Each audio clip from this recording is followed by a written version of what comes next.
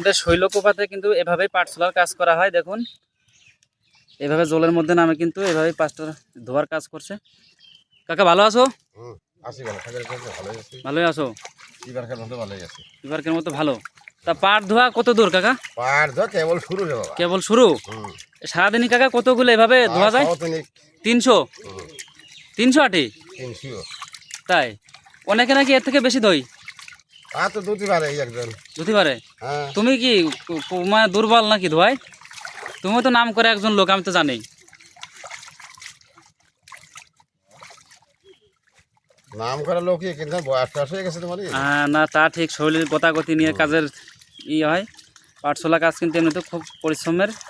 কারণ এভাবে দেখুন যে একটা করে পাট কাটি কেবল শুধু হাতে নিতে যেটুক দেরি, তার মধ্যেই কিন্তু দেখলেন যে পাট কিন্তু ওই আঁশগুলো আলাদা করে ফেললো। এখন কিন্তু সেটা টান দিয়ে বের করা হচ্ছে। আমাদের শৈলকুপায় কিন্তু এই ধরনের কাজই করা হয় পাটের।